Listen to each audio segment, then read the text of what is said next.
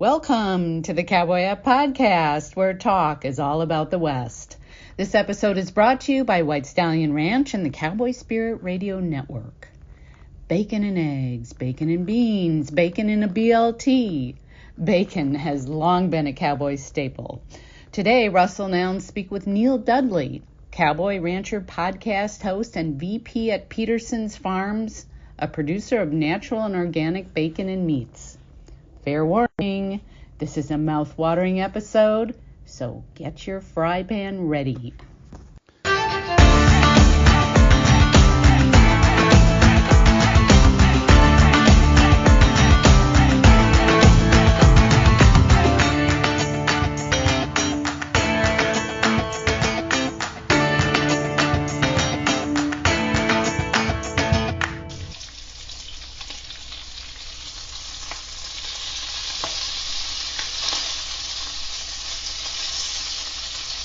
Morning, Alan. Good to see you. We're going to talk a bit about bacon. I was thinking about bacon. If I ever write a book on dude ranching, it's going to say bacon isn't a meat, because everybody who comes here is a vegetarian somehow finds their way to the real bacon.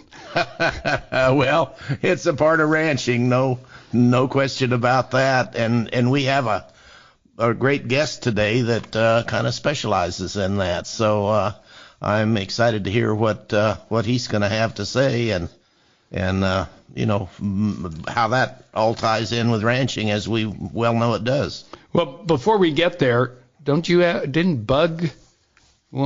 recall a story about Bug at the ranch at the Lazy Bee frying bacon? Well, our old Roundup cook was Bug Quinn, and he loved to cook bacon and loved to serve it because everybody likes to eat it, of course. And so we had an incident or two where we didn't have enough ahead of time, and Bug had a tantrum about not enough bacon. So, but nothing to interrupt life in general. Just those little things that really stir the pot sometimes, isn't it? Well, Neil Dudley he's vice president of the Texas-based Pederson Farms. Grew up on a Texas ranch, studied agricultural economics at Texas Tech and Oklahoma State University. He's was active in the Rodeo Association. Like us, he's a podcaster and hosts Cowboy Perspective podcast. And today, Neil joins us from Texas, where he lives with his wife and 3 daughters.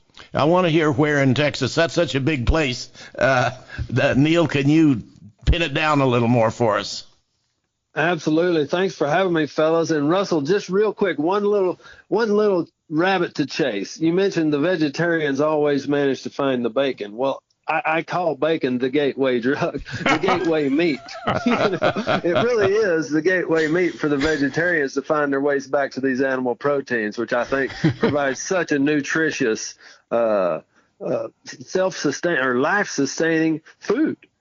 Okay, so anyways, we chased that rabbit a little bit. Now I'll go back to answer Alan's question about where I'm from. It's a little town called Comanche, and we're kind of dead central Texas, couple hours north of Austin, couple hours southwest of Dallas-Fort Worth, right smack dab in the middle of what Texans call God's country. Well, that's a pretty big statement, though. Pretty big state. Yeah, it is. If you ever shoot somebody, it takes you quite a while to get out of the state, won't it, where they can't get you? And then, absolutely. So don't ever do that, because you're going to get caught before you get away. One lady that matter of fact, I'm in the middle of breeding some mares right now because you mentioned these 3 daughters I have. Well, we're thinking about the future and barrel racing and what we're going to end up doing with horses in our lives. And so I'm in the middle of trying to raise some barrel horses. I feel like I like raising horses. And if I got lucky, which is going to take a lot of luck to raise a world champion type horse, then well, that'd just be a lot of fun, and it's going to be cheaper than going and buying one.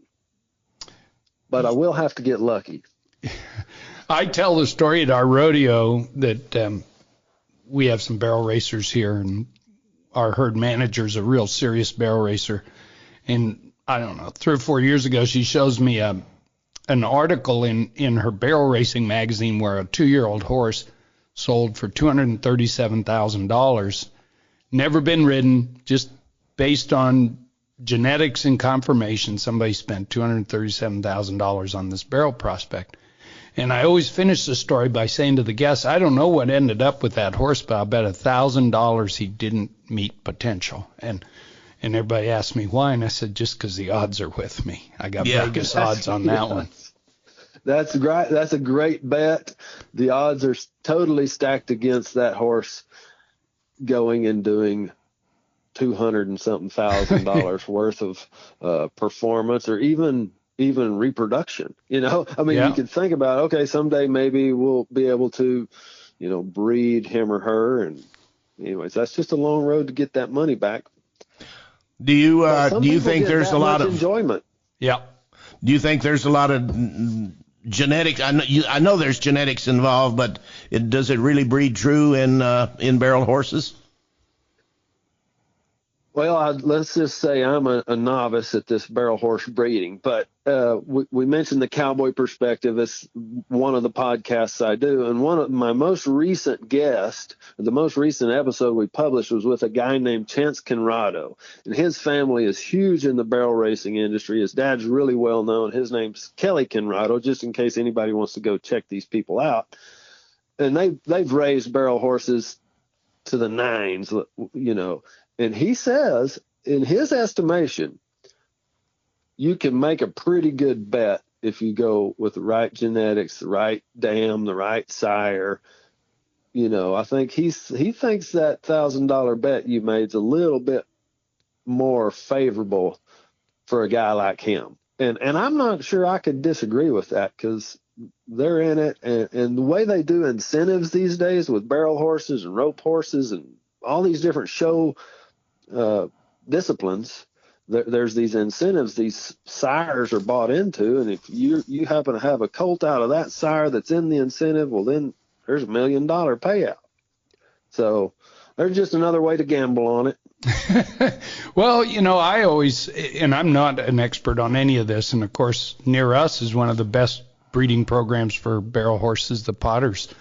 Yes. And it's 7 miles away from where we're sitting, but I look at, I'm sure you've seen it, film of cutting bred quarter horses that have never been ridden, and they're out cutting cows in the field, cutting cattle in the field, and it's gotten embedded in that DNA pretty rapidly. And so I believe that completely in the genetic piece of it, it's still, the odds just are tough. It's such a competitive thing, and then you got to keep them sound. But we're not talking about bacon, so we got to. We got to move on to the real stuff here. Yeah, you bet. And I'm sorry, that is a problem I have in my life that I have to work on. It is that's the problem I have in almost all circumstances, even in any conversation. I just get so excited about some other topic, and I do require some bringing back. So you guys feel totally comfortable with that. Whatever you need, you bring me back. Well, I'm the king of digression, so I relate very directly. But we want to learn about Pederson Farms. Okay, good. The Pederson's farm story really is it's just one I love telling. It's a story of entrepreneurship and figuring it out. And the president of the company is my best friend from kindergarten, and he was made president of the company 1 year after he was hired at age 23. So it just kind of illustrates a couple of and then I came to work there, a couple of really young guys that were raised in the Western lifestyle on cattle ranches, building fence, breaking horses, working cattle, all those kind of just out of the dirt type jobs, farming, baling hay, hauling hay, all those things that come along with real farming and ranching life. Well, that's where we came from. And we ended up selling bacon for a living. Now I've been doing it for 20 years, and he's got a year ahead of me. And it's really about that. When you deal with Pedersons, you get those things that I say are the cowboy perspective: integrity, trustworthiness, a handshake matters. My word to somebody that I do business with. Now, don't take that as we've never messed up, because we certainly do. We're not a perfect company. We never have been. We're striving to get better every day and build a brand that is very trustworthy, that our consumers listen. Bacon is good. I mean, you don't have to try very hard to make great bacon. But what you do have to do is kind of build a team of people and a brand around it that consumers can trust. Well, let's back up just a hair. What took you there to start with besides your friend? You know, was it geographic location? Was it a group of people? Was it the Bacon Center of Texas? Or, you know, what exactly took you to where you're located? Okay. Now, the only thing that took me there was my friend. But what brought the company there was early on in like about 92, the company was founded, and they were raising some pigs to what was called USDA process verified at the time, which has kind of evolved now to third-party verified, humanely raised, no antibiotics ever, organic. There's 8 or so different call-outs that consumers are looking for in our niche, which is, I think, people just looking for, I know our niche is people that are looking for a healthier lifestyle, who want animal protein to be a part of their diet and want to feel good about that food that they're feeding themselves, and in a lot of cases, their kids. Turns out the kids are more important. Here I go digressing off on another thing, but where the company came to Hamilton, Texas, it started in Clifton, Texas. They were raising pigs. Well, the place they were harvesting the pigs was kind of an old deer processing. It was just small. I mean, it's just humble beginnings, really small. Well, it burnt down thanks to an electrical fire. So they moved over to Hamilton, Texas, where the plant is now, which is not where I live, but it's just about 30 miles east of Comanche, where I live. Well, they went into another deer processing facility, and at that time, Whole Foods, if anybody knows of Whole Foods, they're a big kind of supernatural retailer that ended up getting big enough and acquired by Amazon, but they were just getting their start down in Austin around this time.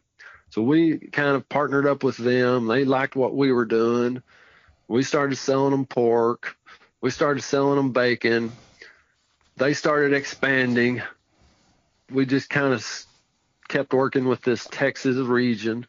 I look at our company a lot of times and I think, man, Whole Foods outdid us big time, because they just went, man, they hit the exponential train. But we were young guys. We didn't know most of those things that you really need to know, or we didn't have the almost even bravery to just be jumping off and doing some of this stuff to go exponential. Either way, we've built a really solid company today, and it just started out in Texas and has stayed there. The second plant burnt down thanks to a lightning strike. Then we're now in the plant we're in today. And all of those things, I think, paint a really true story about what it takes to ever survive in business. You may have to survive a couple fires and your biggest customer exploding beyond your wildest dreams, and all of those things they're not easy. So Pederson Farms, did it morph into the organic approach, or was it always? Yes. Well, it morphed into really a further processor. So it started out raising pigs. So it was a fresh pork company. Oh, and this is another kind of funny piece of the story.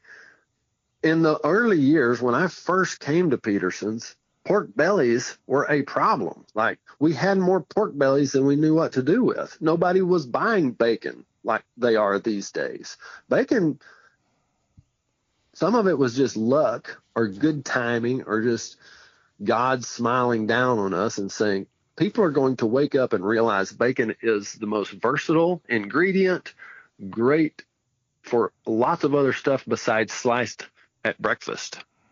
And then the whole industry took off, and now we can't find enough bellies. Matter of fact, as time went, we got back in the fresh pork business. So now we started trying to secure some of our own supply because we realized at one point we stopped raising pigs. Well, now we've gone back to raising pigs. And that whole protection from being dependent on your supply with somebody else that's not you gets a little scary when you start thinking, oh, wow, if this particular supplier decided not to sell us bellies anymore, we'd be out of business. So we had to start building some of our own kind of supply for that. Are you more live bacon now and less organic, or what's the mix?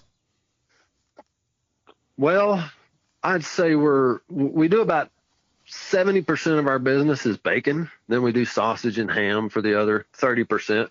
And now if we're talking about process, since we started selling fresh pork again, the money kind of, if you're talking about dollars, the money is probably 50-50. 50% of our business comes from fresh pork sales. And I think I want to explore organic and what Pederson's does and how that can be confusing. Organic is a USDA program that you can adhere to, and we make organic products, but it's not the lion's share of what we do. Really, the lion's share of what we do is no antibiotics ever administered, no growth hormones, and some third-party verification that they are humanely raised, which is, in our case, we use a company called Global Animal Partnership. They audit our farrowing farms, our finishers, make sure the animals have adequate space, adequate cleanliness, the feed. We do an all vegetarian feed, so they're not ever eating bone meal or fish meal. No animal byproducts are in the feed. So it's not organic, but it is, I think, a level at which people are really comfortable with, that we're taking a lot of the things out that they may be, I don't know, just looking to avoid in their diets. Yeah, and for good, I can relate directly in our little microscopic level. We take beef from our ranch and do exactly the same thing. No vaccines, no antibiotics, no hormones, no feedlots, nothing. And we just call it natural because it's 100% natural. It's just grass and forage turned into beef. And so that's what you're doing. Organic is the USDA, as you said, a designation. So yours is natural. Is all of your production then falling in that? Yes, sir. We don't do anything, I guess you'd just call it kind of within the commodity model, right? In which they're using gestation crates, farrowing crates, some of these. See, now a lot of what I know about the pig industry is still new to me, actually. I had no real understanding of it in my first, let's say, 23 or 4 years, because I was just all beef, all horses. That's all I knew about. So I'm just kind of new to the pig industry when you think about it like that, because there are people that were just raised on pig farms like I was raised on a cattle ranch. Well, let me ask you a question. When I go in a big Costco or go in a big supermarket, do you guys then have a specialized area where you market your product, or is it just haphazard in with other bacon? How, as a consumer, how does that stick out and grab me? Oh, that's a great question, and it's so confusing. The true answer is confusing. Every retailer is in charge of their real estate, so they all think about it a little differently. Costco will have, it's just in there with everything. Like, if you go to Costco, the bacon is in a certain spot, and any bacon and every bacon is in that spot. So our bacon is there, same as any one of the other bacons that might have nitrite and phosphate and etc. So as a consumer, you just have to do your research. You have to be willing and interested in spending that time to find the thing you want.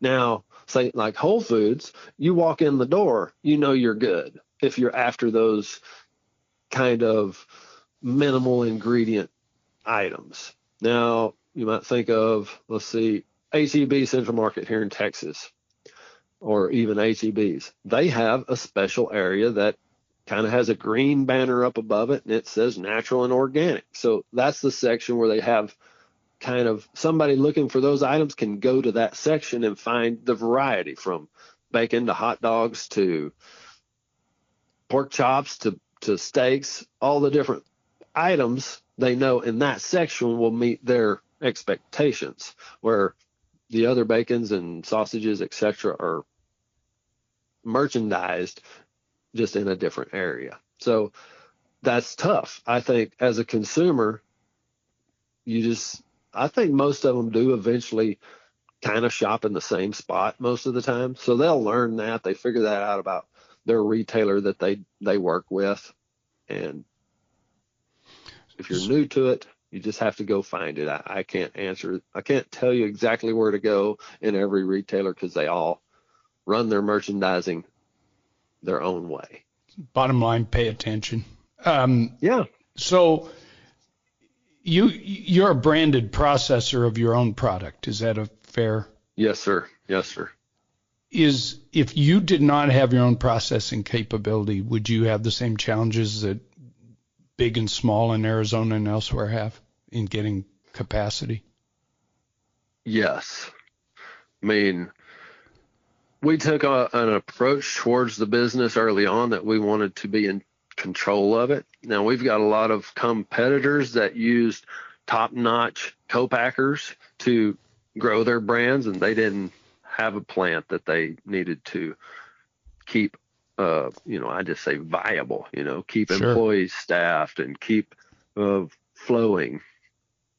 So they were able to probably concentrate their expenditures on marketing and brand growth more so than we were. But, Sure. Hindsight's always 20/20, I look back and I'm kind of glad that's how it went for us, because right now, today, it's nice to have that plant that we're in charge of. You're kind of looking down at the other producers from where you sit. Can I draw that conclusion? No, I'd hate to put it that way. I just like to say I feel like I got a step or two ahead of them in the race. Because the facts are, if I need to do something different to make my consumer happy, I can walk about 5 steps out to a production floor and talk to the people making the product, and we can make that change. Where if you don't have that plant that you work in an office out of and can walk right out to, well, now you've got to call a guy on the other end. Then he's got to go walk out there. Then it just becomes a more arduous communication process. But if you're growing market, you're not necessarily doing it in the packing. It's by making people understand that you have a different product, by your communication with your customer. Is that a fair statement? Yeah, no, that's not. That's the only way I think we grow market share. When you have a product that other people make, the only way you really differentiate yourself is to do it a little differently than the other guy, or to be a part of that community, a valued part of that community. It's why we do the Pederson's podcast. Look, so outside of the cowboy perspective, which is me telling my story about how the cowboys in my life mentored me and ended up giving me great tools in my tool belt to be a good businessman, a good human, a good cowboy. But if you go listen to the Pederson's Farms podcast, there we are telling the story of our industry from our vendors, peers, our competitors. We interview our employees on there. So that is a way we're trying to be a real value add to the community that just transparently puts out the information for them to hear and understand and debate, right? I think the debate in today's world is so important. We got to be able to have a little debate without everybody going off the rails hating on each other. Well, you've given us a whole bunch to think about. That isn't all we wanted to talk to you about. So we're going to take a little break, but I want to come back and talk a little more about Western lifestyle and your background and horses that breathe and don't have to be marketed, So want to come back and broaden out a little. Man, I'll love it. Let's do it.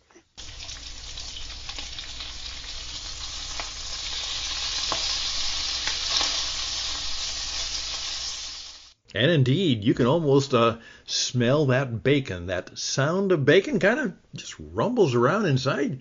You almost get a whiff of it, don't you? Well, it's remarkable what just sound can do. And we are the sound of the Cowboy Up podcast, and we're so happy that you take time, your valuable time, to enjoy, to learn, perhaps to inspire others. And we're very grateful when you recommend us to others. So please do that. We want to hear from you, and we want you to perhaps suggest people like yourself or others who might be a part of the program. And if you yourself would like to know how you could be on the radio, we can help you do just that. Today, the sounds of the digital internet radio universe are reverberating with many businesses who are just like you, trying to find a way to tell their story, hear their sound, and get a taste of the business they do. So why don't you reach out to me at stan@witradio.net, stan@witradio.net, and we'd be happy to tell you a little bit about how you could be one of the people just like Russell and Ellen who are enjoying life by being on the radio, and maybe even get a whiff of that bacon.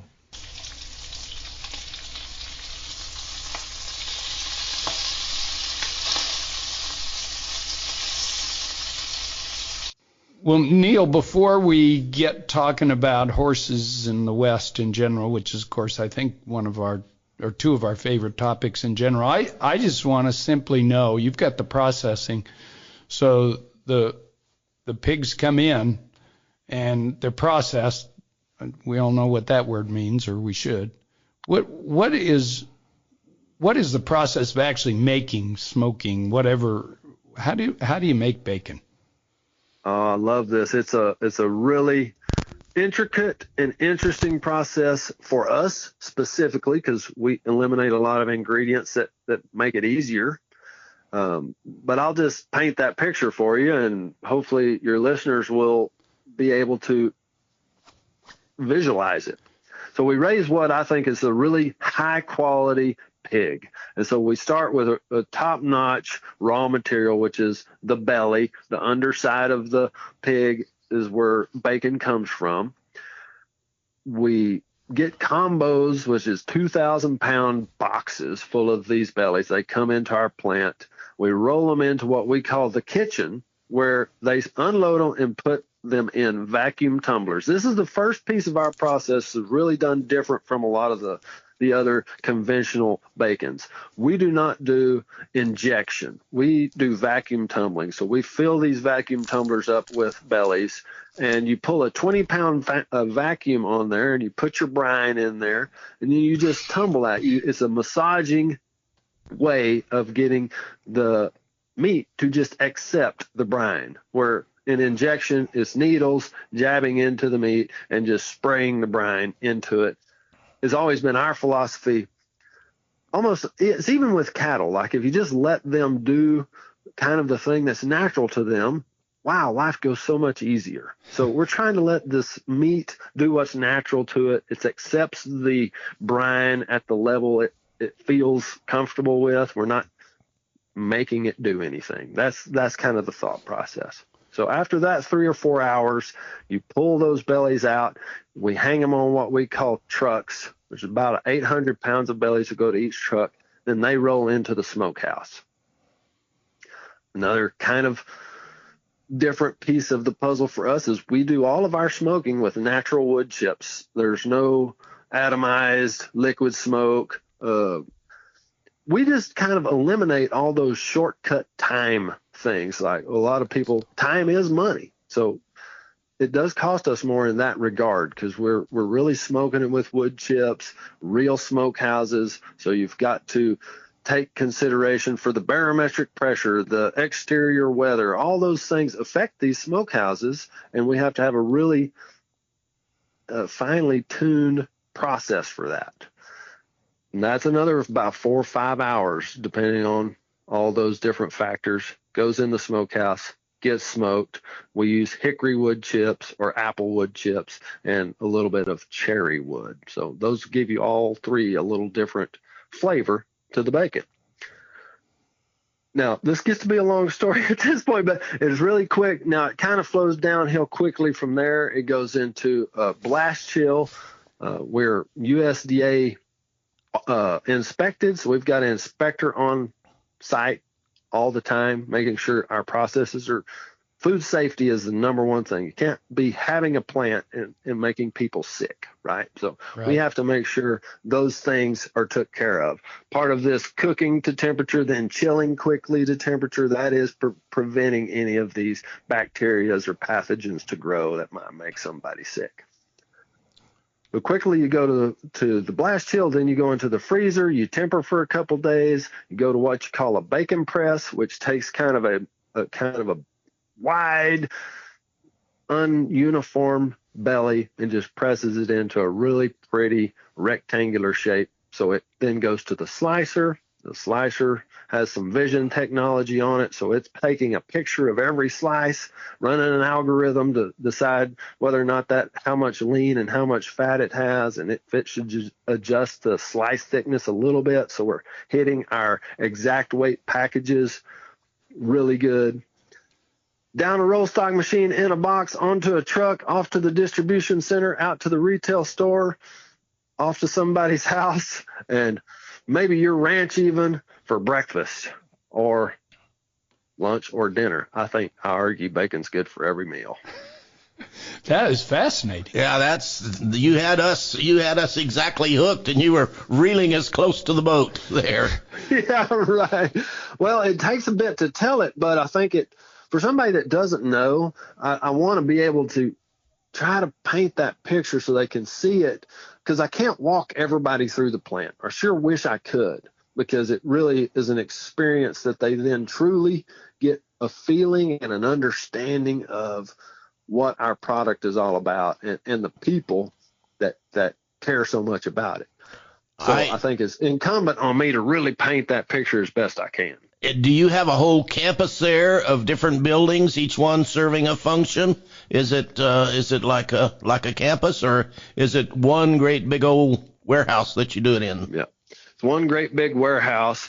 Save the distribution facility. As we expanded and grew and kind of gained some economies of scale, we realized some of the storage and distribution function just works better up in the Metroplex. So we've got a distribution facility there in Grand Prairie, which is just south of the airport, DFW airport.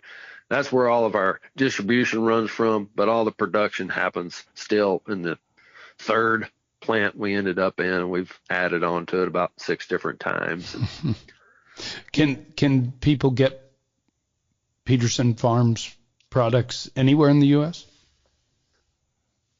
Well, I want to say yes, because we sell to all 50 states, but the fact is no. I mean, let's say you go to Illinois and you want to get Pederson's product. Well, there's Fresh Thyme and Whole Foods. It kind of is retailer dependent. But you can find it. It's in all 50 states. That's right. Now, and since we've been through this pandemic and everybody is now selling a lot of product on their website, you can get Pederson's product to your door from our website anywhere. Wow. On the 48 contiguous states. Is that part growing a lot? Yes. That's really just an explosion area for us with this e-commerce business. And it gets to be a problem. It grows so fast. Now it's your fulfillment that's the bottleneck. So, we've managed to market this thing well. We've got it on the internet in a way people like it, can understand it. The user experience is really good. So they're all coming pretty quickly to buy it there, because it's just now you might not can find it in, I don't know, Arizona, somewhere out in the country, but you can buy it and have it there in a couple days. So that's yay, I get to get what I want and just have it right here to my store. Well, then the storage and delivery and FedEx, they're overwhelmed. So it's just another problem. I think entrepreneurs just have to be problem solvers 24/7. There's going to be a new problem. As soon as you solve the other problem, there's going to be a new one. Yeah. And that's what cowboys are. That's true. Okay, let's switch right over. Do you still have some horses? Yes, absolutely. Horses are, they're just how I reset my soul. I mean, that's the fact of it. I've loved them since I was a little kid. I remember times, there are pictures of me just sitting Indian style in the mares and colts they'd bring them up close to my parents' house, and I would just go sit out there and just try to inch closer. I was thinking I'm going to move so slow they won't notice I'm moving, and then I'm going to be right next to them and get to pet them, which never did really work, but that was what I thought I was doing.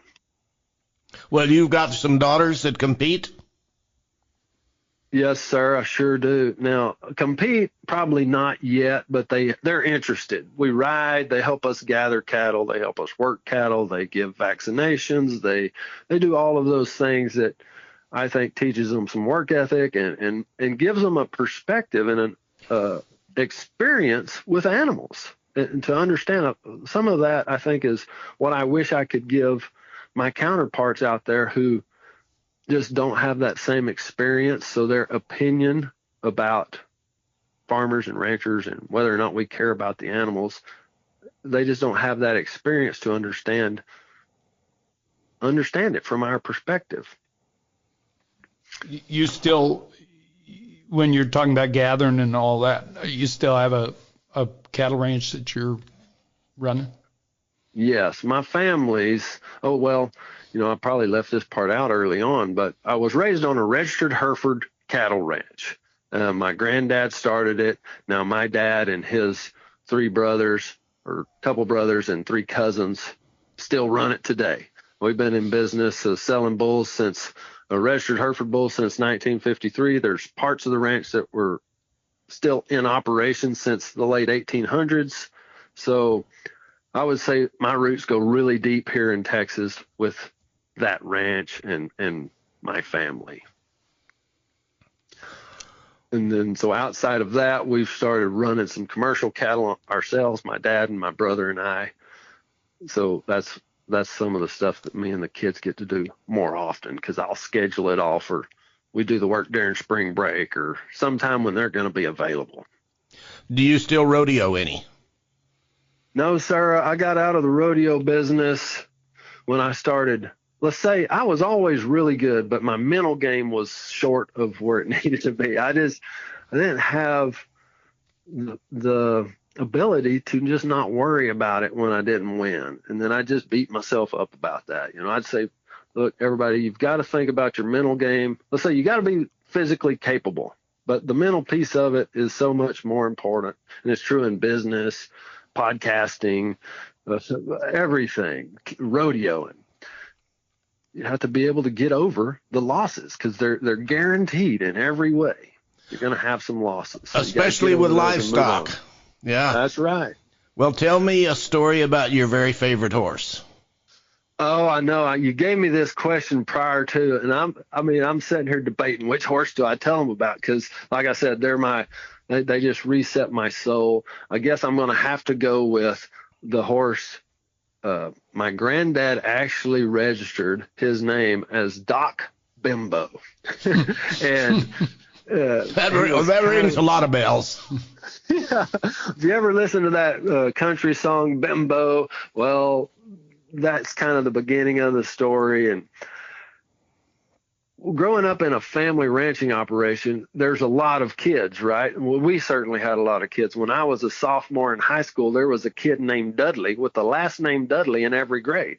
And two of them, in about 2 grades, there were 2 of them named Dudley. So there was a lot of boys, and we all kind of grew up on the ranch. But I just somehow was so persistent and probably loved horses more than the rest of them, or at least wasn't afraid to tell everybody I did. So I ended up getting that horse kind of named Doc Bimbo, and then that was kind of understood that was Neil's horse, and it was kind of understood that I got to ride him when we gathered, which is a whole nother story about the dynamics of family and how that all works out. But that's got to be my number one story, is just he was one of those colts in the pasture I was sitting cross-legged trying to pet, and my granddad, and he had to be in his late 70s at this point, just saw me out there doing that and wanted to reward me for that passion.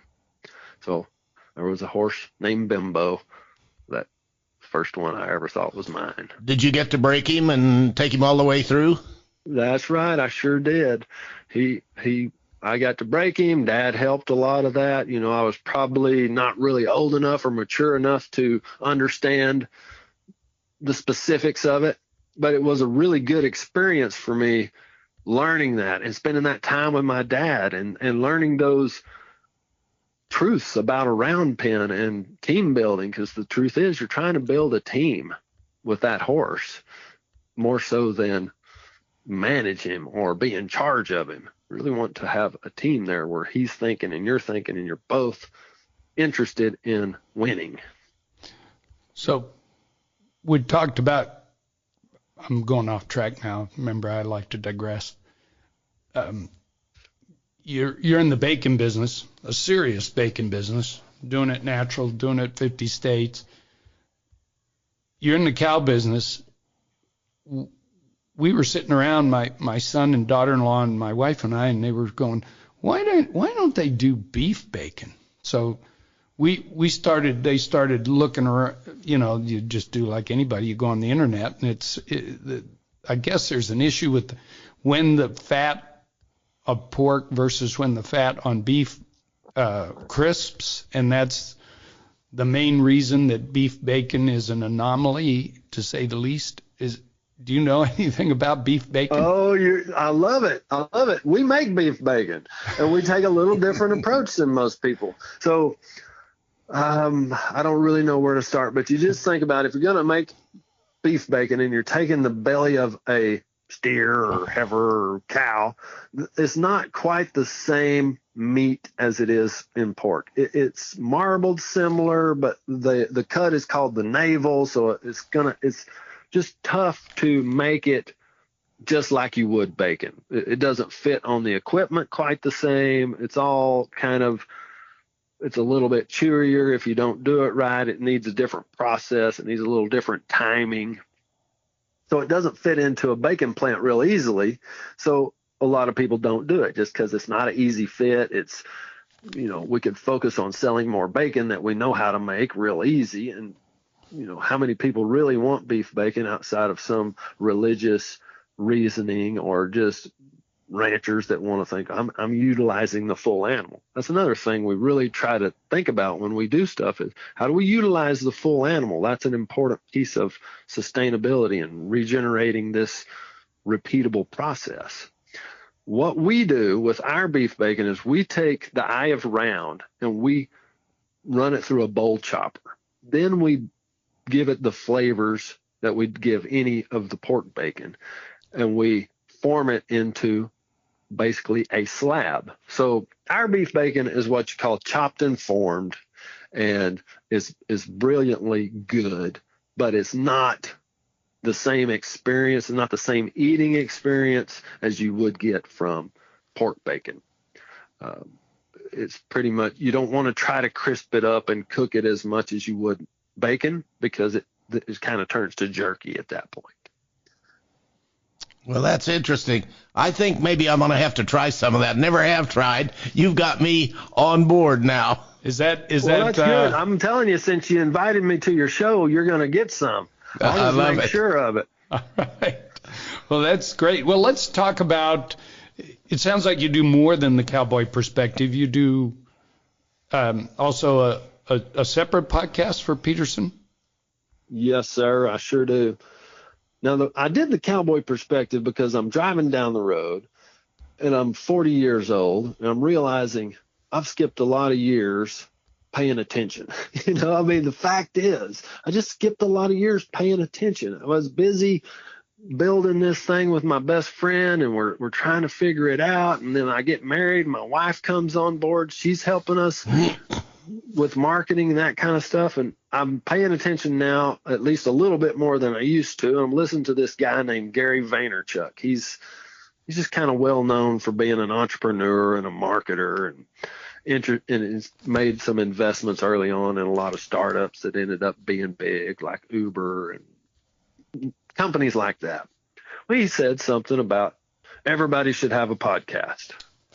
Well, I just took that literal. I drove straight to the office and I started buying equipment. I didn't know one thing about it other than I needed some microphones and some recorders, and I bought all the wrong stuff the first time. It's pretty much the way I operate. Is I just go. Like, I don't think about it a lot. I go. I start. I'm like the action man. And that turns into being costly a lot of times, but you never have to worry about, is Neil ever going to get off the button? I'll be off the button. We're going to be going forward. It might not always be just the right direction, but we'll get there eventually. That's like what Churchill said about the United States. He says they'll get it right eventually, but they'll try everything wrong first. Yeah, right. Well, that's probably the exact story of my career. And it turns out along the way, I do know a few ways of not doing it, but I still just have that.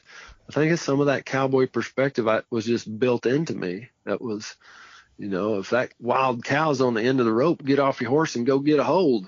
Don't sit there and think about, well, if I go this side, she might hook me. If I go this way, she might kick me.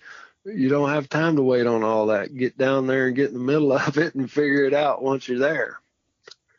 One of my sayings that I got from a carpenter who built half the ranch here is, he says, when you don't know what to do, do something. And yeah. I thought, well, that's kind of Yogi Bearish, but I like it. Yeah. So what do you see in the future? Which direction are you going? It looks to me like the country is not going away from natural or organic, but they've found a way to kind of put real beef back in the diet, and real bacon on the table. Where do you see this thing going? Oh my gosh, if I could answer that. I mean, I'm thinking about that all the time, but I don't feel like I have a real good prediction, right? I mean, at this point, I feel like I'm guessing as much as the next guy. I think people are going to be interested in where their food comes more and more forever. Where their food comes from more and more, just forever into the future, as far as I can see. And once I'm gone, they're still going to be interested in those things.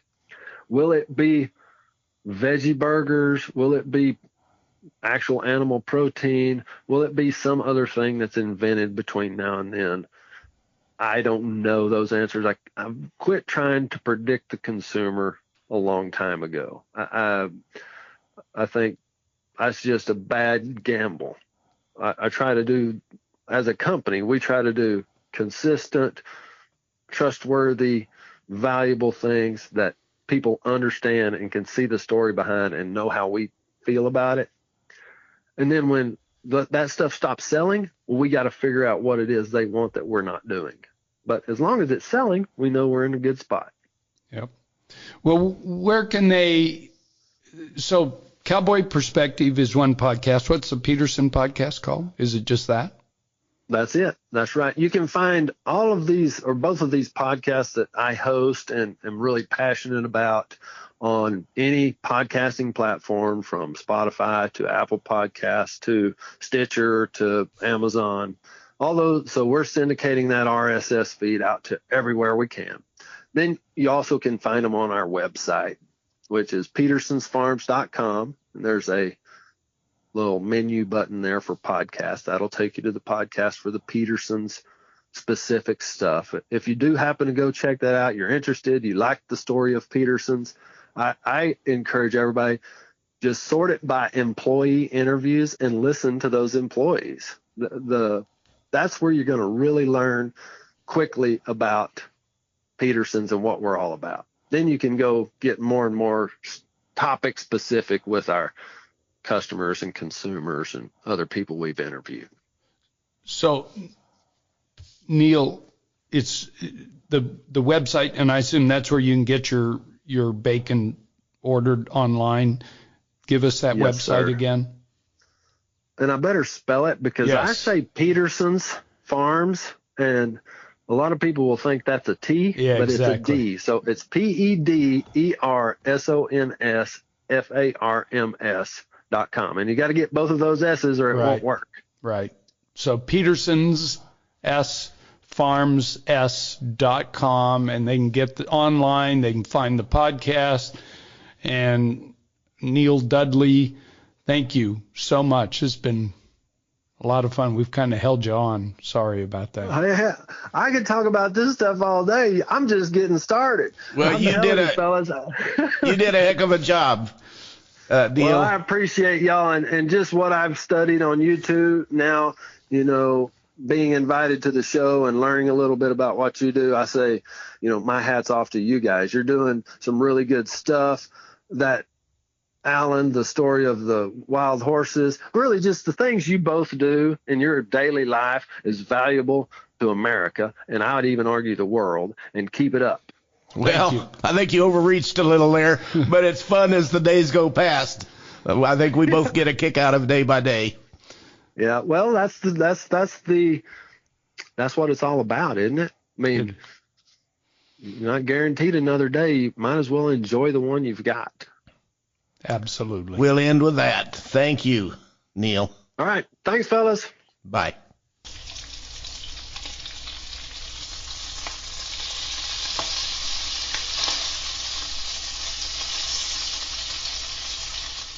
Well, I guarantee you've never had quite that kind of a radio experience before. Just kind of had some bacon while you listened to the radio.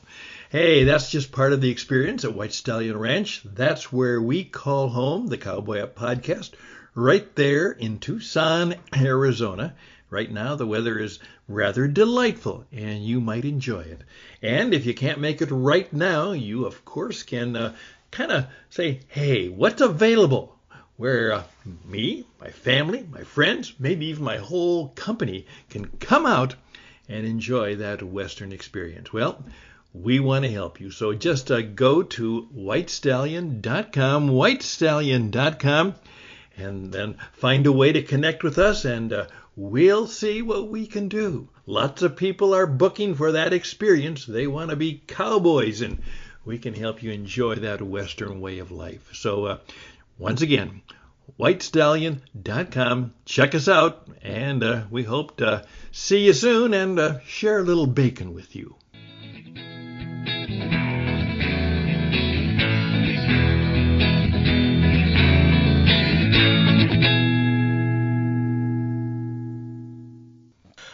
Neil was talking about an individual horse that he raised and broke and became his number one horse, and it brought one up for me. I got Little Joe, and he was little because he was a little dogie colt. When we found him, his mother died, and I raised him and broke him, and he became my number one horse. But I didn't think a whole lot about that until I was 14 or something and went up to a rodeo camp in Cloudcroft, New Mexico with a bunch of other kids that age, and all of us, we competed in the various events in rodeo and some other ones. And my horse was by far the best horse there, and I didn't know it ahead of time. He was just Little Joe. I just rode him, and the only time it came to me right between the eyes was when I compared him with the other horses that everybody had there. And I won the championship, but not because of what I did, is because I was riding Little Joe. And so made me appreciate Joe. I hadn't gone up there and kind of compared him with the other horses or got him compared. I didn't do it on purpose, but that's the way it worked. Well, it's funny. Your point is on point with we were talking about genetics of a horse, and a racehorse runs fast, and a cutting horse cuts cattle, and certain horses do certain things, and genetically somewhat predetermined. Anyway, my boys talked me into going on the Philmont Scout Camp, which is a pack trip. It's 2 weeks in the 100-something thousand acre Philmont Ranch in New Mexico. And so at the end, they had a gymkhana, and the boys really wanted to win. Of course, I wouldn't mind if they won too. And I said at the end, I said, well, it's all going to depend on how these wranglers negotiate out the horses, because, you know, some of these horses are going to run around these barrels and do these arena games a whole lot faster than some of these others might be good climbing up mountains. And so it was a protracted negotiation. Our boys ended up winning, but it really was horse determined. And that's fun. And that's fun to be a part of that and to have that brought forward to you. Yep. Yeah. Tells you all about the horse sometimes. Absolutely. And a lot about yourself, too. Hey, glad you could be with us. Here's hoping the rest of your day is filled with good eats. A hearty thank you to Stan Houston's production team. Join us next week when talk turns to summer vacations and traveling. Our guest has traveled to 65 countries on 5 continents and will have a saddlebag full of travel tips and adventures to share. Until then, this is Lynn Wheezy Sneed reminding you to sit tall and ride safe.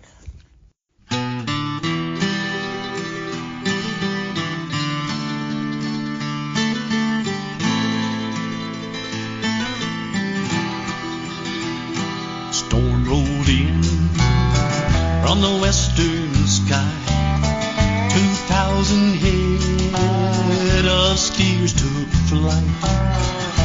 Good night paid those boys to ride, and by damn they would, but though some might die. Don't say goodbye to the cowboy way. Tradition lives, and it's here to stay. 100 years ago, it's strong today. So don't say goodbye to the cowboy way.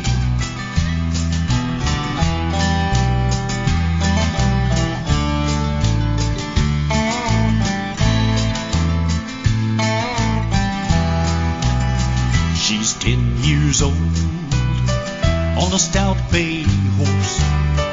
300 years they guide her course.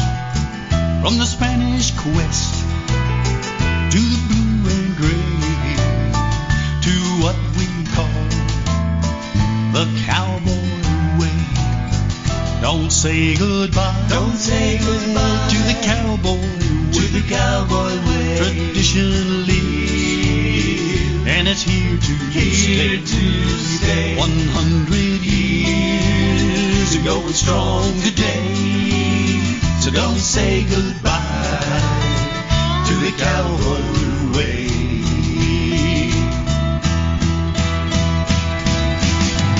Rawhide and steel, hooves and horns, legacy to the yet unborn. A code that comes from a hard-lived life. Your destiny when you're born to ride. Don't say goodbye to the cowboy way. Tradition lives, and it's here to stay. 100 years and growing strong today. So don't say goodbye to the cowboy way. Don't say goodbye, don't say goodbye to the cowboy way.